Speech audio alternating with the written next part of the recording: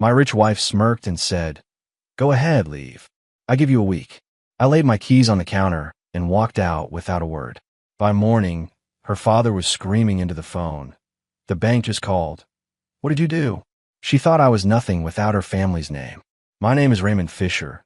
I'm 44 years old, and this is the story of how I learned that the woman I married never knew who I was."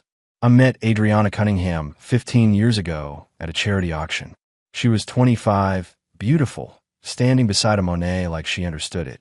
I was 29, managing a small investment portfolio, stupid enough to think confidence meant competence. Her father, Theodore Cunningham, owned one of the largest investment firms in the Northeast. When we got engaged, he told me something I'll never forget. "Son, I need someone who understands numbers. Adriana has taste, but taste doesn't build empires." So I built it. For 14 years, I restructured Theodore's entire operation, created trusts, established protective mechanisms, turned a regional firm into a national powerhouse. I did it quietly, the way you do when you marry into old money. I let Adriana curate art collections, sit on gallery boards, take credit for philanthropic work I funded and structured. I told myself it didn't matter who got the applause, but it always matters. That night, we were in the penthouse overlooking Boston. Adriana had returned from some gala, barefoot on marble, wine glass dangling like a prop. I was reviewing trust documents at the kitchen island. "Still playing with spreadsheets?" she said, bored. "These spreadsheets pay for that wine," I replied. She laughed. "Not with me. At me. Raymond, sweetheart, everything here is mine. The wine, the view, the air you breathe. My father built this." Something cold settled in my chest. "Your father built the name," I said carefully. "I built the structure keeping it standing." "Go ahead then," she said, smirking. "Leave. I give you a week without me. You'll come crawling back when you realize you're nothing without this family." I stared at her. She actually believed it. Believed I was decorative, useful, but replaceable. I reached into my pocket, pulled out my keys. Penthouse. Car. Private elevator. I set them on the marble counter, one by one. "What are you doing?" Adriana asked. "You said leave," I said quietly. "So I'm leaving." I grabbed my coat and walked to the door. "Fine. Go," she called after me. "Jeff will change the locks in the morning anyway." I didn't respond. The door closed with a soft click. I took the stairs 42 floors down because I needed time to think. By the lobby, my phone was out. I sent 3 messages to 3 attorneys. One word: execute. I got into a car I'd bought months ago under a corporate LLC she didn't know existed. I didn't go to a hotel. I went to my office, the separate one, where I'd spent 2 years preparing for this. I sat at my desk and watched automated systems begin rerouting access across 17 accounts. Nothing illegal, just careful dismantling of a structure I'd built. By 3 a.m., Theodore's emergency credit line froze. By 4, Adriana's gallery fund flagged for review. By 5, the trust paying for the penthouse transferred control back to me. I leaned back and closed my eyes. Somewhere across the city, Adriana slept, thinking she'd won. By morning, everyone would know different. The sun hadn't fully risen when Theodore Cunningham's phone started ringing. I knew this because I programmed the alerts to cascade in a specific order, timed to maximize confusion. First the credit facility, then the operational accounts, then the trust protocols. Each one designed to send automated notifications to different departments, different people, different panic points. I was sitting in my office with black coffee watching the city wake up when my own phone buzzed. Theodore. I let it ring through to voicemail. Then it rang again, and again. On the 4th call, I answered. "Raymond, what the hell is going on?" Theodore's voice was tight, controlled, but I could hear the edge underneath. "Good morning, Theodore," I said calmly. "Don't good morning me. I just got a call from First Harbor saying the backup credit line is frozen. They're saying there's a custodial authorization issue." "That's correct," I replied. Silence. "Then, explain." "I withdrew my custodial guarantees last night. The credit line was structured under my authorization as managing trustee. Without that authorization, the facility can't process new draws." "Raymond, this isn't funny. We have payroll clearing tomorrow." "Payroll will clear," I said. "Operational accounts are separate. but discretionary credit access has been suspended pending restructure. I could hear him breathing, trying to process. Why would you do this? Your daughter told me to leave. So I did. And when I left, I took my authorizations with me. You can't just, he started, then stopped. Because he knew. He knew exactly what I could do because he'd signed the documents giving me that authority years ago when he needed someone he could trust to hold the keys. Before he could respond, I heard another voice in the background. Adriana. Shrill, confused. What do you mean the bank called? It's 7 a.m, she was saying. Theodore's voice became muffled as he covered the phone, but I could still hear him. The bank just called. Your husband pulled his guarantees. What does that even mean? Adriana demanded. Theodore came back on the line. Raymond, where are you? Does it matter? We need to talk. In person. Today. I don't think so, I said. I gave Adriana what she wanted. Space. A week, I believe she said. Let's see how the week goes. Raymond, listen to me. I hung up. 30 seconds later, my phone rang again. This time it was Adriana.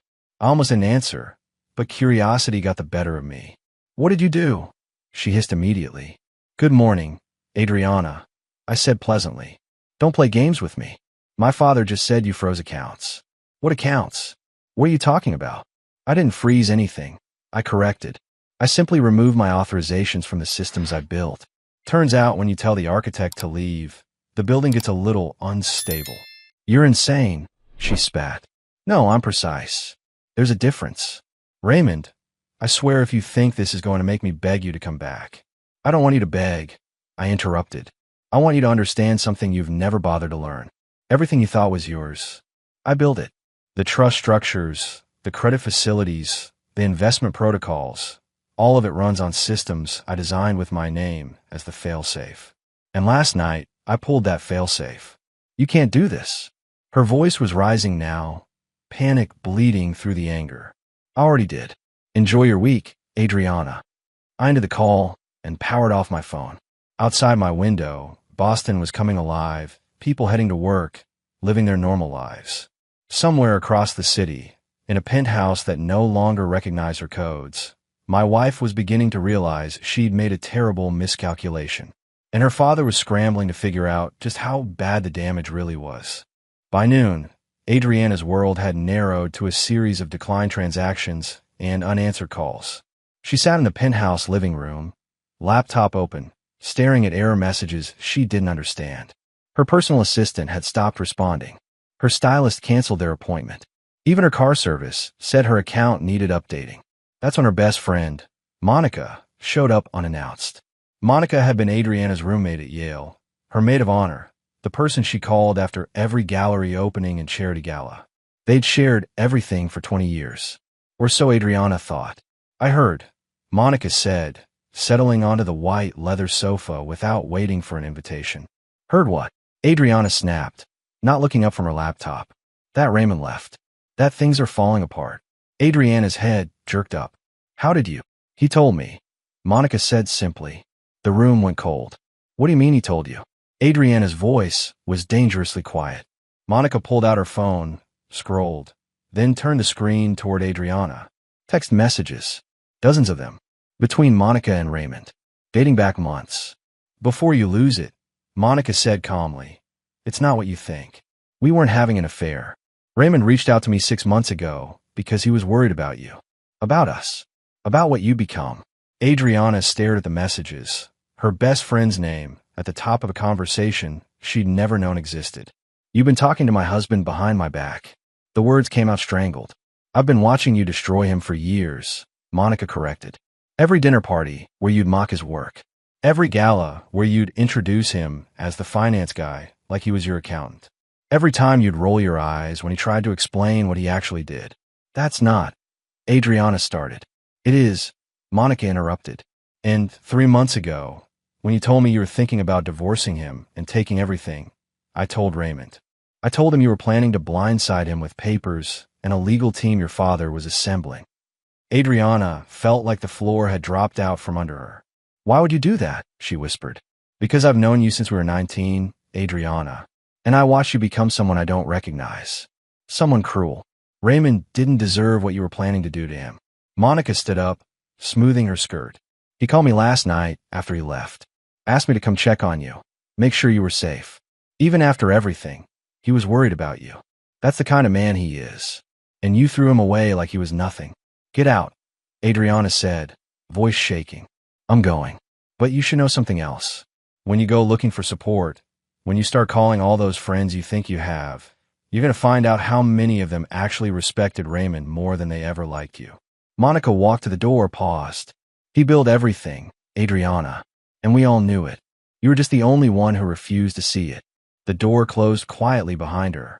Adriana sat alone in the penthouse, surrounded by art she'd curated and furniture she'd selected, and a view she'd always thought of as hers. For the first time, she wondered how many other people had been watching her marriage from the outside, seeing things she'd been too arrogant to notice. Her phone buzzed. A message from her father. Office. Now, we need to talk about damage control. She looked around the empty penthouse one more time, then grabbed her coat. Adriana arrived at her father's office to find him behind his desk with two men she didn't recognize. One was elderly, sharp-eyed, wearing an expensive suit. The other was younger, carrying a leather portfolio. Adriana, this is Gerald Hutchins, our attorney, and Mark Sterling from Forensic Accounting, Theodore said without preamble. Forensic Accounting, Adriana repeated. Why do we need? Sit down, Theodore interrupted. She sat. Gerald opened a folder. Mrs. Fisher, we've been reviewing your personal accounts and discovered some concerning discrepancies. What discrepancies? Mark leaned forward. Over the past 3 years, you've accumulated approximately $2 million in personal debt across 17 credit cards and 3 personal loans. Adriana's stomach dropped. That's impossible, she said weakly. It's documented, Mark replied, sliding papers across the desk. Designer purchases, private jet charters, exclusive memberships, all charged to accounts we initially thought were family business expenses. They're not. They're personal cards opened in your name, using the family's credit history as collateral. Theodore's voice was ice. Were you planning to tell me you've been funding your lifestyle on credit? I thought. Adriana started, then stopped. She thought the money would always be there. Thought someone else was paying attention. Thought Raymond was handling it. Your husband wasn't paying these cards, Gerald said flatly. He separated his finances from yours 2 years ago. We found the documentation this morning. He's been covering his own expenses and contributing to shared household costs.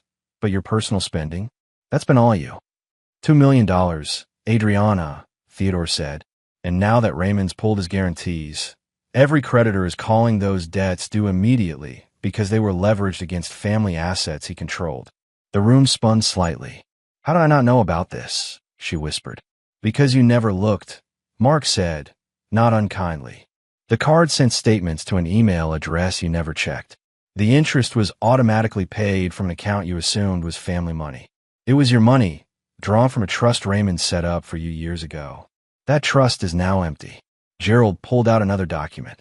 We also need to discuss the gallery fund. The Cunningham Family Arts Initiative. What about it? Adriana asked, dreading the answer. It's technically insolvent. Has been for 18 months. Raymond was covering the shortfalls through personal capital injections to protect your reputation. Those injections stopped last night. Theodore stood up and walked to the window, hands clasped behind his back. The gallery's board of directors met this morning, he said quietly. They voted to remove you as director pending financial review. The news will be public by tomorrow.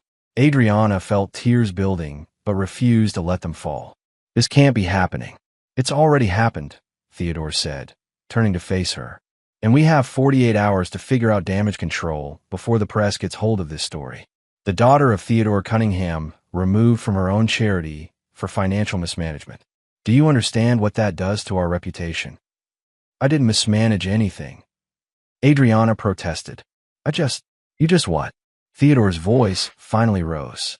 You just spent money you didn't have. You just assumed someone else would clean up your mess. You just mocked the one man who was holding everything together while you played curator. The silence that followed was deafening. Finally, Gerald spoke. We need to locate Raymond and negotiate.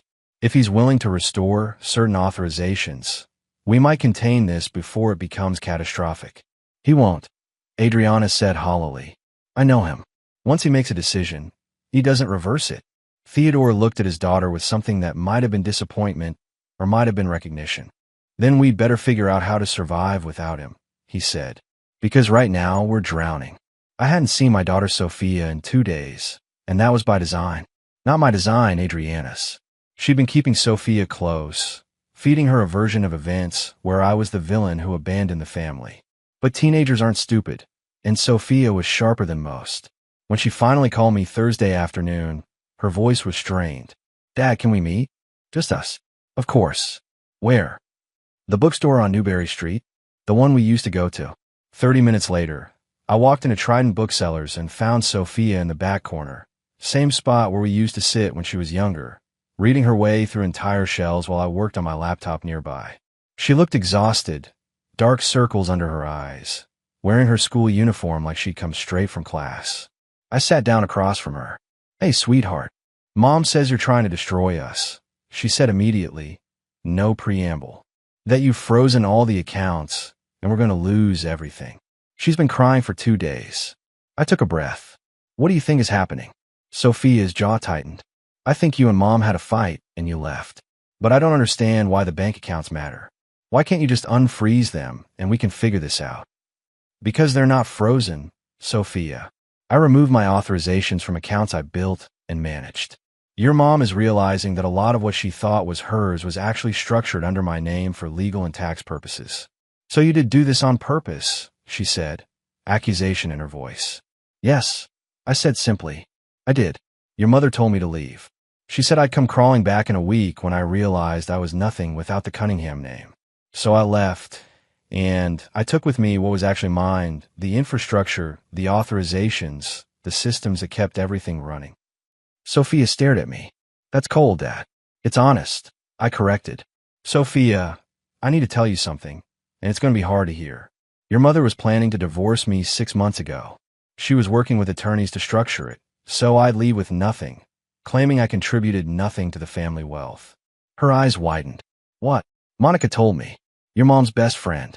She came to me because she knew what your mother was planning wasn't right. I didn't want to believe it at first, but I started paying attention, started documenting things. And 3 months ago, I found the emails between your mother and the law firm. Sophia looked like she might cry, but was fighting it. Why didn't you tell me? Because you're 17. You shouldn't have to choose sides in your parents' marriage. But now that it's public, now that your mother is painting me as a villain, you deserve to know the truth. Does Grandpa Theodore know? He suspected. He told your mother it was a bad idea, but she didn't listen. Sophia was quiet for a long moment, processing. Then, what about Caleb? My chest tightened. Caleb, my 23-year-old son from a relationship before I met Adriana. A relationship I've been honest about from the beginning, but Adriana had never accepted him, never allowed him in our home, never acknowledged him as part of our family. What about him? I asked carefully. Mom said you're probably with him now, that you chose your other family over us. Is that true? I felt anger rising but kept my voice level. Caleb is my son, Sophia. He's your half-brother. I've always wanted you two to have a relationship, but your mother wouldn't allow it. She made it clear that if I wanted to be part of your life, Caleb couldn't be part of mine. So I saw him separately, quietly, because I refused to abandon either of my children. Tears finally spilled down Sophia's cheeks. I have a brother, and you never told me. I tried to tell you, sweetheart, multiple times, but your mother would shut it down, and I didn't want to put you in the middle of a fight. I was wrong. I should have fought harder for you two to know each other. I want to meet him, Sophia said suddenly. I want to meet Caleb. Are you sure? Yes. If he's my brother, I should know him. And if Mom kept that from me, then maybe she's kept other things from me too. I pulled out my phone and texted Caleb. Are you free for dinner tonight? Someone wants to meet you. His response came immediately. Oh, your sister. 3 dots then. Seriously? Seriously. Luigi's at 7. I'll be there. I looked at Sophia. He's excited to meet you.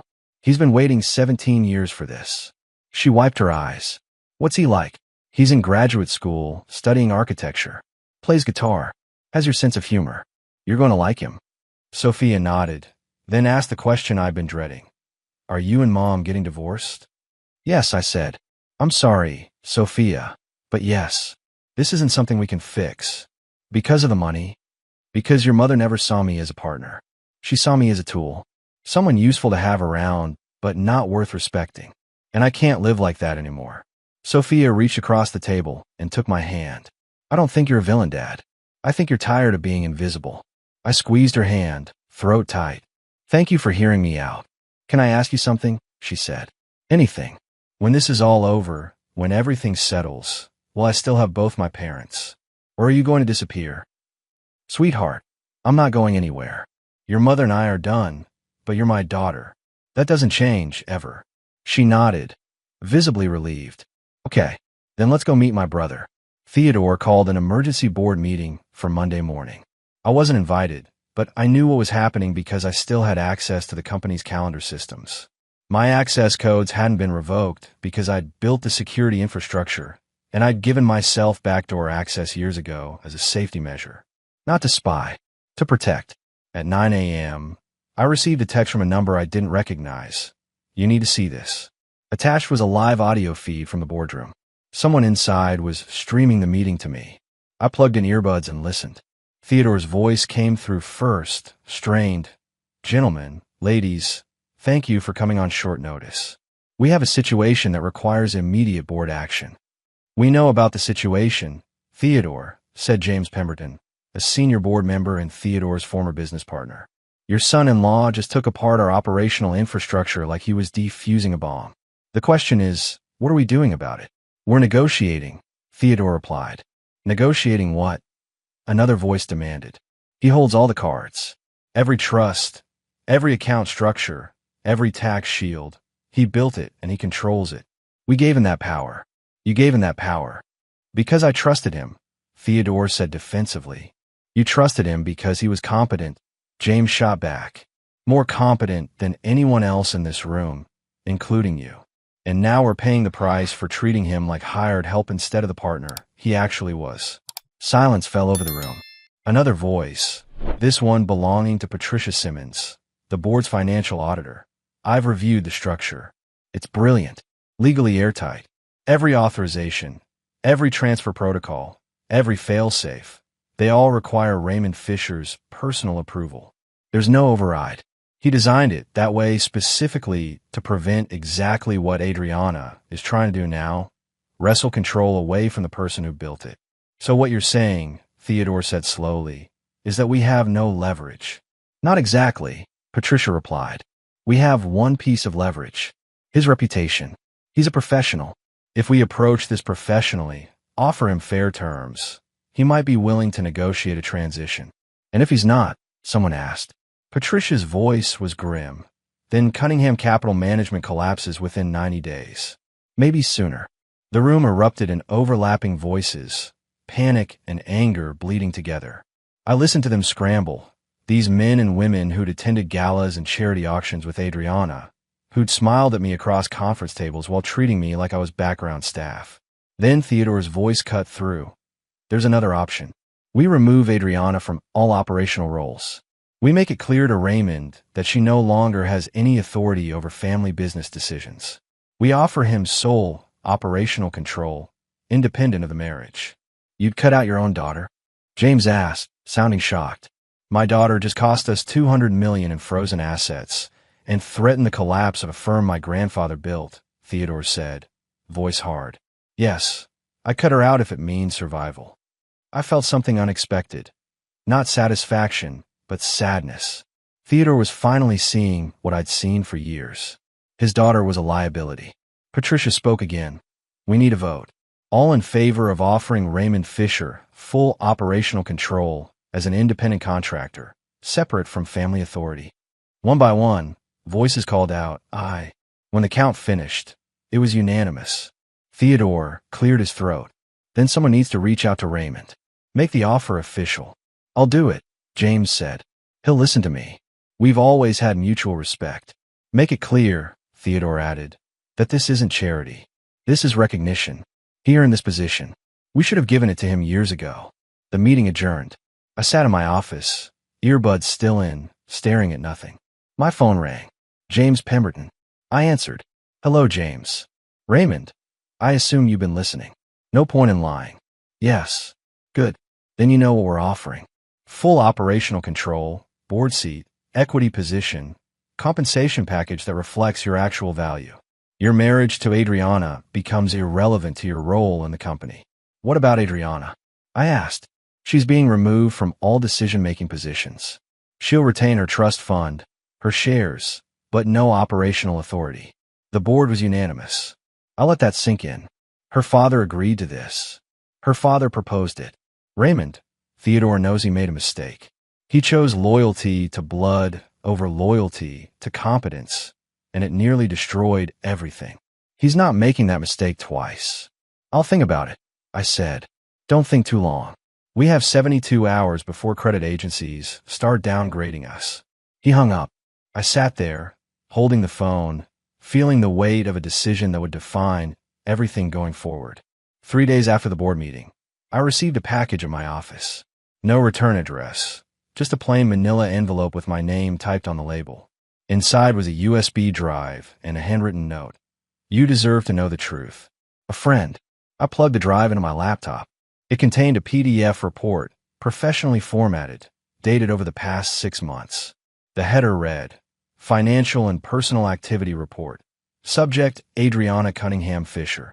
Someone had hired a private investigator to follow my wife. I scrolled through pages of photographs, bank statements, credit card receipts, text messages. My stomach turned as the picture became clear. Adriana hadn't just been spending recklessly. She'd been living a completely separate life I knew nothing about. The photos showed her at restaurants I'd never been to, with people I'd never met. Expensive lunches charged to cards I didn't know existed. Hotel rooms in Boston booked under her maiden name. And then there were the text messages, extracted from phone records, conversations with someone named D, that made my blood run cold. Ray suspects nothing. He's too busy with his spreadsheets to notice I have a life. When are you leaving him? You've been saying that for months. Soon. My attorney says we need to wait until after the fiscal year closes. Better positioning for asset division. I leaned back in my chair, hands shaking slightly. The betrayal wasn't surprising. Not anymore. But seeing it documented, quantified, time-stamped, that hit different. I kept reading. The investigator had identified D as Derek Sullivan, a gallery owner from New York, divorced, family money, exactly the type Adriana would gravitate toward. They'd been seeing each other for 8 months, meeting at art shows, spending weekends at his place in the Hamptons while I thought she was at gallery conferences. The report concluded with a financial analysis. Adriana had spent approximately $340,000 on this relationship. Hotels, gifts, travel, all funded through credit cards she'd opened using the family's credit history as leverage. My phone rang. James Pemberton. Raymond, did you receive a package today? He asked without preamble. You sent this. I said, I hired the investigator 3 months ago. After the board meeting where you saved us from that disastrous merger deal, I started paying attention to how Adriana treated you. The dismissiveness, the mockery. It bothered me. So I did some digging. Why? I asked. Because you're the best financial mind I've worked with in 40 years, and I watched Theodore's daughter treat you like disposable help. I want to know if my instincts were right. They were. I stared at the screen, at the evidence of my wife's double life. What do you want to do with this? That's up to you. But Raymond, if you negotiate with the board, if you come back to Cunningham Capital, you need to do it from a position of absolute strength. That report gives you leverage. Adriana was planning to divorce you and paint you as a gold digger. Now you can prove she was the one exploiting the family's resources. This will destroy her reputation, I said. She was willing to destroy yours. James replied. I'm not telling you to use it. I'm telling you to have it, just in case she decides to get ugly. After he hung up, I sat alone with the evidence. Part of me wanted to send it to Theodore, to show him exactly who his daughter was. But another part, the part that still remembered loving her once, hesitated. My phone buzzed. A text from Sophia. Dad, can I stay with you this week? I can't be around Mom right now. She won't stop crying and blaming everyone but herself. I typed back, of course. I'll set up the guest room. Can Caleb come for dinner tomorrow? He's funny. I like having a brother. I smiled despite everything. Absolutely. He'll be glad to hear that. I looked back at the report on my screen, then closed the laptop. Whatever Adriana had done, whatever she'd planned, I had my daughter now. I had my son. I had the respect of the board and a future that didn't depend on her family's name. The truth was documented, secured, ready if I needed it. But right now, I had a guest room to prepare for my daughter. Adriana showed up at my office unannounced Thursday afternoon. My assistant tried to stop her, but she pushed past, bursting through my door like a storm. "We need to talk," she demanded. I looked up from my computer. "You should have called first." "I tried. You blocked my number." "I blocked your personal number. Your attorney has my attorney's contact information. That's how we communicate now." She closed the door behind her, leaned against it. She looked thinner, makeup not quite covering the exhaustion. "Raymond, please. Can we just talk like human beings for 5 minutes?" I gestured to the chair across from my desk. 5 minutes. She sat, clutching her purse like a lifeline. "I know you're angry. I know I said things I shouldn't have. But this, what you're doing, it's destroying everything." "I'm not doing anything," I said calmly. "I removed my authorizations from systems I built. That's all. That's not all, and you know it. My father's company is hemorrhaging money. The board is in chaos. My reputation is ruined. Your reputation is ruined because you spent $2 million you didn't have and got removed from the gallery board for financial mismanagement. I didn't do that. You did." Her face flushed. "I made mistakes. I admit that. But we can fix this. We can go to counseling, work through our issues." "Adriana," I interrupted. "I know about Derek."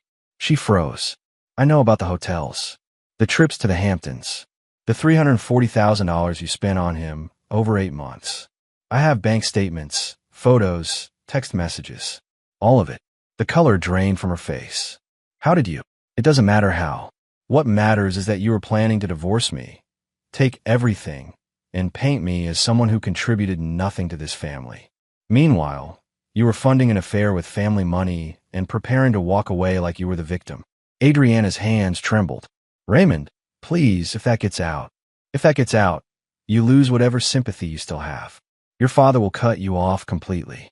The board will see you as a liability instead of just a disappointment. And any judge will laugh your attorney out of court if you try to claim spousal support." She stood up, voice breaking. "So what? You're going to blackmail me?" "No," I said, standing to face her. "I'm going to give you a choice. You can accept a fair divorce settlement, split assets appropriately, agree to shared custody of Sophia with no restrictions on my relationship with Caleb, and walk away quietly. Or you can fight me, drag this through the courts, and I'll make sure every single detail of your affair becomes public record." "You wouldn't do that," she whispered. "Try me," I said flatly. "I built everything you thought was yours. I protected you, provided for you, and loved you for 14 years. You mocked me, dismissed me, and planned to destroy me. So yes, Adriana, I absolutely would do that if you forced my hand." Tears streamed down her face now. "I didn't mean for it to go this far. I felt trapped, like I was living in a life someone else designed." "You were living in a life I designed," I corrected, "because you never bothered to learn how any of it worked. You just enjoyed the benefits and resented the person providing them." "What about Sophia?" she asked desperately. "Sophia is staying with me this week. She made that choice herself. And before you accuse me of turning her against you, she figured it out on her own. She's 17, not stupid." Adriana sank back into the chair, defeated. "So I've lost everything. My daughter, my reputation, my marriage." "You didn't lose those things," I said, voice softer now. "You threw them away because you thought you could always get something better. But there isn't anything better, Adriana. There's just different, and usually worse." She wiped her eyes, mascara smearing. "What happens now? Now you talk to your attorney. You accept the settlement terms Catherine is drafting. You co-parent Sophia with dignity and respect, and you rebuild your life without me in it. And if I don't, then we go to war, and I promise you, you will lose. I don't want to do that. Despite everything, I don't want to humiliate you publicly. But I will protect myself and my children. That's non-negotiable." Adriana stood slowly, gathering her purse. At the door, she paused. "I'm sorry, Raymond. For what it's worth, I really am sorry. I believe you," I said. "But sorry doesn't undo the damage. It just means you finally understand what you did." She left without another word. I watched through my window as she walked to her car, shoulders slumped, looking smaller somehow than she had when she arrived. My phone buzzed. A text from Theodore. "Can we meet?" I want to make you an offer you can't refuse.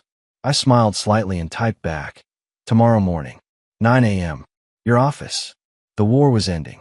Now came the rebuilding. The mediation took place in a neutral conference room downtown, lawyers on both sides, a professional mediator named Dr. Ellen Cortez presiding. Adriana sat across from me, her attorney Roger beside her, both looking like they'd prepared for battle. Let's begin, Dr. Cortez said. Mr. Fisher, your attorney has submitted settlement terms. Would you like to summarize? Catherine spoke. My client proposes a clean division. Mrs. Fisher receives her trust fund, which remains intact at approximately $8 million. She keeps the art collection she personally curated, valued at $2 million. Mr. Fisher retains his equity stake in Cunningham Capital, his personal accounts, and his separate business holdings. That's completely unacceptable, Roger interrupted. Mrs. Fisher contributed 14 years to this marriage. Mrs. Fisher contributed 14 years of spending. Catherine cut him off. We have documentation showing she accumulated $2 million in personal debt and spent an additional $340,000 on an extramarital affair. My client subsidized her lifestyle while she actively planned to divorce him and take everything. Adriana's face went white. Roger leaned over, whispered urgently to her. We also propose, Catherine continued, joint custody of Sophia with no restrictions on Mr. Fisher's relationship with his son Caleb. Mrs. Fisher attempted to exclude Caleb from family gatherings for years. That ends now. Sophia should decide where she wants to live. I added. Not us. She's 17, smart enough to make that choice herself. Dr. Cortez looked at Adriana. Mrs. Fisher, do you wish to respond? Adriana's voice was barely above a whisper. What about the penthouse? The penthouse is owned by a trust fund managed, I said. You can remain there for 6 months while you find alternative housing. After that, it will be sold or reassigned. 6 months, she said, looking panicked. That's generous, considering you told me to leave with nothing. I replied calmly. Roger cleared his throat. My client would like to discuss the affair allegations privately. No, I said firmly. Everything gets discussed here, on record, or it goes to court and becomes public record anyway. Your choice. Adriana closed her eyes. How did you find out about Derek? Someone who cared enough to show me the truth, I said. Unlike the people you thought were your friends. Does my father know? She asked. Not yet. But he will if this doesn't settle today. She looked at Roger, then back at me. What do you want from me, Raymond? I want you to accept responsibility. Sign the papers. Let Sophia make her own choices. And let me move forward without you trying to destroy me out of spite. And if I do that, you won't tell my father about Derek. If you settle fairly, what you did stays between us. I'm not interested in revenge, Adriana. I just want out. She sat there for a long moment, then nodded slowly. Okay, I'll sign. Roger started to protest, but she held up her hand. No, he's right. I made this mess. I'll accept the consequences. 2 hours later, the papers were signed. Adriana left without looking at me. Catherine packed up her briefcase, satisfied. That went better than expected, she said. She knows she's beaten, I replied. And somewhere under all that entitlement, she knows she deserved it. I walked out into the Boston evening, lighter somehow. 14 years had ended with signatures on paper. No drama, no theatrics, just the quiet ending of something that had been dying for years. My phone buzzed. Sophia, is it done? It's done. Good. Caleb and I are making dinner at your place. Get here soon. I smiled and headed home. 8 months later, I stood in the executive boardroom of Cunningham Capital Management as the newly appointed chief operating officer. Theodore sat at the head of the table, but the real power had shifted. The board knew it. Theodore knew it. And I'd earned it. Gentlemen, ladies, Theodore began, I'm pleased to announce that our Q3 numbers exceed projections by 18%. Our restructuring under Raymond's leadership has positioned us for the strongest fiscal year in company history. Applause around the table. I nodded acknowledgement, but didn't smile. This wasn't about validation. This was about building something sustainable. After the meeting, James Pemberton pulled me aside. There's someone here to see you. Says it's important. I walked to my new office, corner view, twice the size of what I'd had before. Standing by the window was a woman I didn't recognize at first. Mid-30s, professional suit, warm smile. Mr. Fisher? I'm Dr. Caroline Reed. I'm a financial analyst. Recently moved to Boston. How can I help you, Dr. Reed? I asked. Actually, I was hoping we could discuss the philanthropic fund you established. The one for children's hospitals. I'd set up the fund 6 months ago, quietly, using my own money. I've been donating anonymously through Cunningham Capital for years, but now I wanted it formalized, transparent, real. What about it? I asked. I'd like to contribute, and I'd like to help you expand it. I've reviewed your structure, and it's brilliant. Most people talk about giving back. You actually designed a system that works. We talked for an hour. She was sharp, funny, unpretentious. When she left, she handed me her card. If you ever want to grab coffee and talk about something other than money, I'd like that. I looked at the card, then at her. I'd like that too. That evening, I had dinner with Sophia and Caleb at my apartment, the one I'd purchased in my own name, decorated simply, no marble or pretension. Just space that felt like mine. Dad, Kayla got accepted to the architecture program at MIT. Sophia announced proudly. That's incredible, I said, genuinely pleased. Congratulations. Thanks, Caleb said. And I want to tell you, I'm putting Fisher on all my applications now. Not hiding it anymore. My throat tightened. You never had to hide it. I know, but I wanted to. Now I want people to know whose son I am. Sophia raised her glass of soda. To family. The real kind. We clinked glasses. Later, after they left, I stood on my balcony overlooking the Charles River. Somewhere in this city, Adriana was rebuilding her life. I'd heard she'd moved to New York, closer to Derek, trying to start over. I hoped she'd find whatever she was looking for. My phone buzzed. A text from Dr. Caroline Reed. Coffee Saturday? There's a place in Cambridge I think you'd like. I typed back. Saturday works. Looking forward to it. I looked out at the lights reflecting off the water, thought about everything that had led to this moment. The mockery, the dismissal, the moment I'd laid those keys on the counter and walked away from everything I thought was permanent. Turned out, nothing was permanent except the things you built yourself. The foundation held, and on it, I was building something new, something real, something mine.